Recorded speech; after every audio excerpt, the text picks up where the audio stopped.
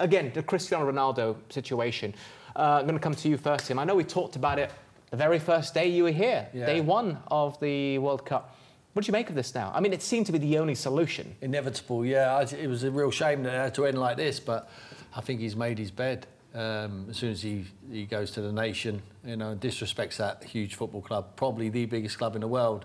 I think there's only one outcome, the parting in the ways. There was absolutely no way he was going to play for Man United ever again. It was just how they were going to sever ties. I'm pleased they've done it so quickly. I think now, I don't know what he's got up his sleeve, probably nothing at the moment. I think he's limited his options with the outburst.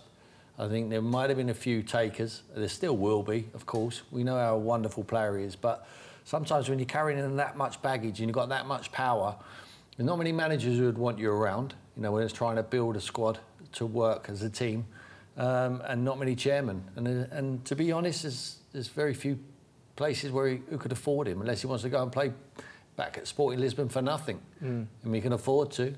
How much does he love the game? How much does he love Sporting Lisbon? He told us all he loved Man United, and look what he did to them.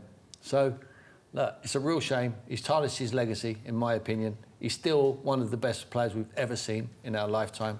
And it's been a pleasure having him in the Premier League, but I think the time has come for him to leave, and that's exactly what's happened. You would have played against him, Robbo. Can you imagine all those years ago? Here we are, 37-year-old Ronaldo giving an explosive interview, being let go by Manchester United. It was just over a year ago, on his return against Newcastle, Old Trafford, the fans singing his name, and it's just ended in tears.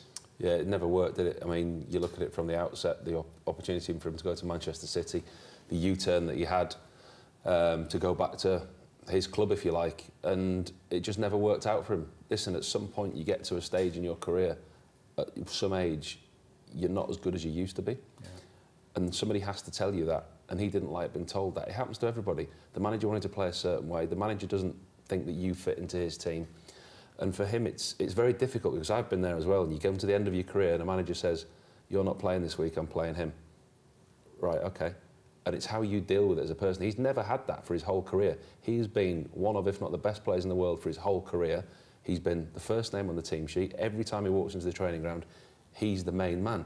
All of a sudden, he's sat on the bench and the manager tells him to come on. He doesn't want to come on, doesn't know how to deal with it. It's a situation that was alien to him.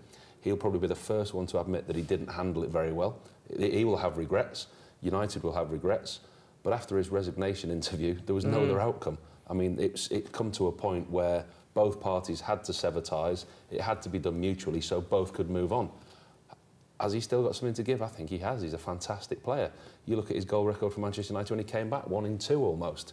And I think he can still score goals at the top level. But what Tim touched on about the attitude, about what he brings, the whole, not media circus, but the whole attention that focuses on him, that's another thing that a manager will take into consideration.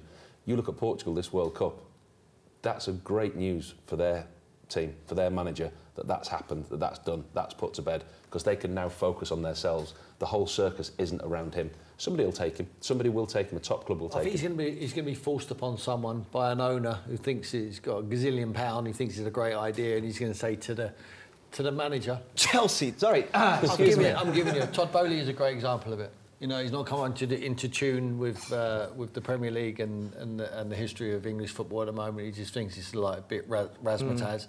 It's not. And I could tell you right now that Graham Potter would not want him walking into his dressing room at the moment. He's got enough trouble as it is. Would you want him if you were Tottenham manager right now? It depends on what I had. But with the current squad right now? With the current squad? If you were the manager? No, he wouldn't play.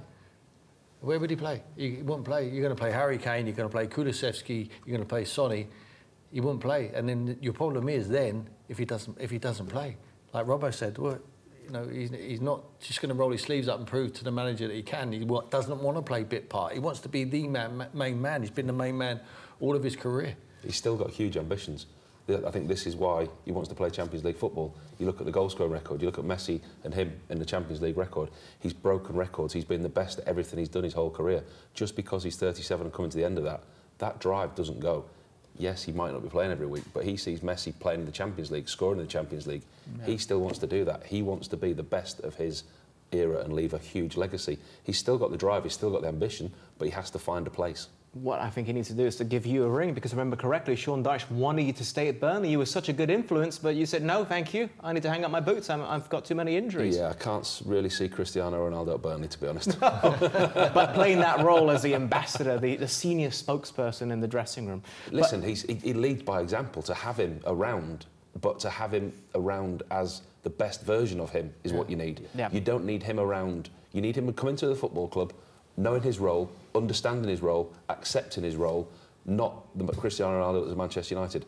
If he gets a role like that, he's almost invaluable to have somebody if he's focused. OK, I'll tell you someone who would take him in a heartbeat. KL and Gigi would have Ronaldo, no question about it. I would absolutely love that. But from a fan perspective, I'm a bit disappointed, to be honest. I wish that he hadn't come out in this interview, and I feel like it tarnished a bit the legacy. Coming back to Man United, I think it was Sir Alex Ferguson that said, like, Caesar returning to Rome. Last year, I loved it. And this year he's been throwing up his hands every time he doesn't get a pass or a cross. And I just feel like it was a terrible way to end this love story with Man United, but it's what it is.